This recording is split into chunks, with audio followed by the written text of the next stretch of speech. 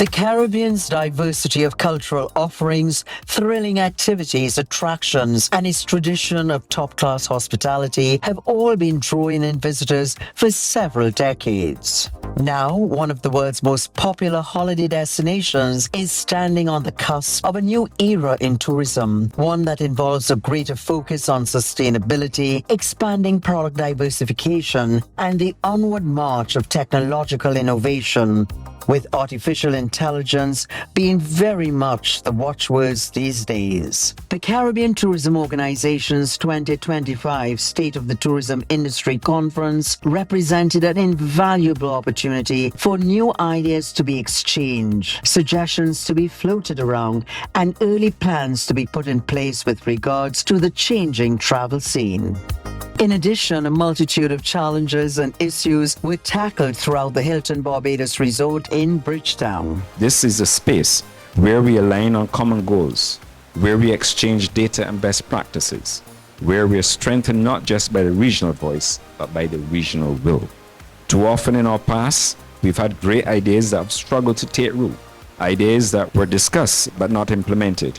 That cycle must end. The road ahead requires decisive action. Action that is grounded in research, action that is grounded in relevance to our people, and action that moves us forward. Let us not leave this conference inspired but unchanged. Let us leave with a renewed sense of purpose, ready to implement, ready to innovate, and ready to reimagine. How can we work together more as a region when it comes to things like airlift, when it comes to cruise, in terms of our negotiations? It also highlights the need for us to look within, for us to look at the region, for travelers from within the region, for inter-Caribbean travel, and also other emerging markets like Latin America that they're right next door to us. How can we forge more linkages with them, not only for tourism, but also in trade as well?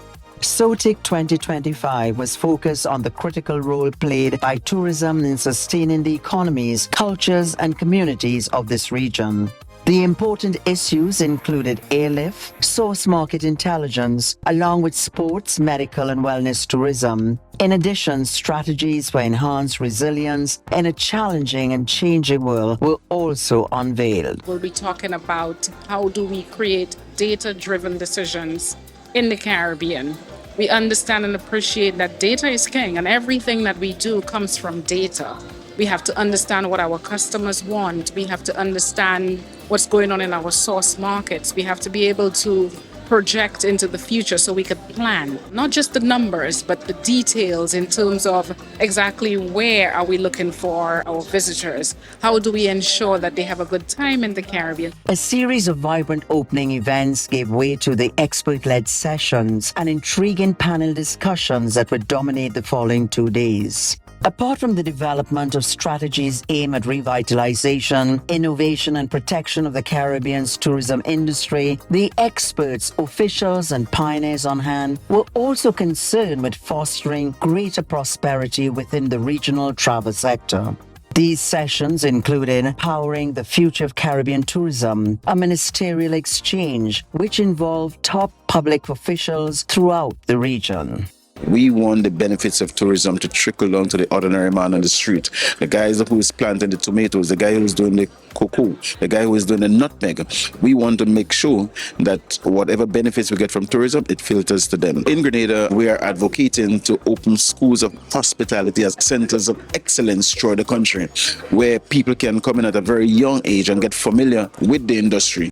Showing up at the CTO gives me a very first-hand view of what other destinations are doing, because the first thing that you have to figure out is what is happening elsewhere for me to determine where do I fit, how could I compete, how could I break through the noise. Tobago's reality, because we focus so heavily on tourism, we are impacted a lot more by shocks in the external environment. We have to look at how are we investing in public infrastructure to support the sector alongside new infrastructure. How are we building sustainably? How are we attracting brands whose focus is sustainability? There's climate change and also disaster preparedness. If a storm is coming, how are we engaging with all the major players? In terms of marketing, it's not just what you purposefully market, but knowing that social media, you can have one experience from someone that can go viral. The world that we live in terms of tourism is more dynamic and challenging. We have to be more competitive, and that keeps us on our toes, which I think is good. This discussion schedule also included unlocking the niche market potential of sports tourism, Caribbean tourism, trends, truths, and trajectories, a holistic approach to tourism, uniting cruise and hotel sectors for destination-wide success, health and hospitality, the future of medical and wellness tourism, along with source markets intelligence from London to Lagos and source market intelligence, US, Canada, Latin America unpacked. What we're seeing is a paradigm shift, the age of intelligence coming upon us, and it is absolutely critical for us to engage, for us to reimagine tourism, for us to re-engineer, for us to do things slightly differently, because within the paradigm shift, we're seeing that our customers are changing. We have new customers from the Middle East, from China, and I think we have to be ready for these new markets. And I think it's important in doing that to use technologies to get closer to our customers. I think we need to focus on research. We need to develop tourism with one voice, one Caribbean, one vision. What is the market telling us now? What data do we have? And how can we use that data to expand our tourism industry to make it more attractive? And for us, Afreximbank, how do we support the tourism industry? What financial tools and what technical support that we can provide? We serve 13 out of the 15 CARICOM member states out of our Barbados office. We want to talk to you, we want to hear from you, and we are ready to listen. The health of the Caribbean is very closely interlinked with the wealth of the Caribbean, and even more so with tourism. We have more visitors that come to the region than actually live here. Our first cases of many illness are imported, so we have to be able to put measures in place to nip visitor illness to make sure they are getting a healthier and safer experience.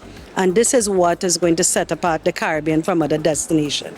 In addition to the sun, sand, and sea, you have a healthier, safer destination. Among the additional sessions were Airlift 360, connecting the region, fueling tourism, and the stayover market, driving growth in Caribbean tourism. We as the airline are always looking for opportunities. It has to be the right opportunity. It's a huge investment to go into new routes, new places. We look for partnerships on the ground with tourist boards, with governments. How does that look? How does that work? We need more interregional travel. Yes, we need more airlines, but how can we do that? Appreciating that we have a very limited amount within the Caribbean, but encouraging others though to help us move around, increases trade. We really have to follow the consumer where the consumer is. They ultimately are engaged in the travel research, the travel homework, the travel booking, and they're doing that all online. It means that we need to unlock our stories in this digital format that is very interactive, very personal, very authentic, and very genuine. You put on the VR headset and you're immersed in a different world. We've been able to also capture 360 videos. So we put someone in a VR headset and they're looking around and they feel demystified in full transparency and glory, what the destination looks like and what it's all about. They may be in Toronto, Canada, in the middle of a -40 winter, and at the same time they're going to feel the warmth of the Caribbean and wanting to come here. These are just tools that are able to enhance experiences, especially in this digital age. A much anticipated SOTIC event is the Regional Tourism Youth Congress, which involves secondary school students serving as junior ministers of tourism as they debate travel-related topics and present their own innovative ideas for attracting visitors to their destinations. Thanks to her interactive living history initiatives, which will fall in line with heritage-based tourism in her native Tobago, the top prize went to Jolie St. John. Congratulations to you, Jolie. SOTIC 2025 concluded with a CTO press conference plus destination media briefings, which allowed for final reflections and for the message of reimagining Caribbean tourism to be communicated. I just want to emphasize how important it is that we practice One Caribbean. When you look at our spending power and our vast culture and what we do in the tourism industry, when the Caribbean decides to work together, we're just as powerful as any other large country or any large continent.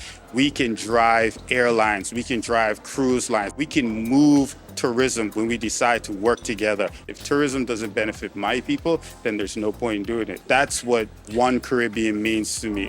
Vacation, a chance to relax, have fun, and enjoy some of the spoils of life. The leisure experiences offered by the Caribbean continue to set it apart as a popular global destination. And it is a region that actively is adjusting to the next stage of international travel with a new face on the same great body of tourism excellence.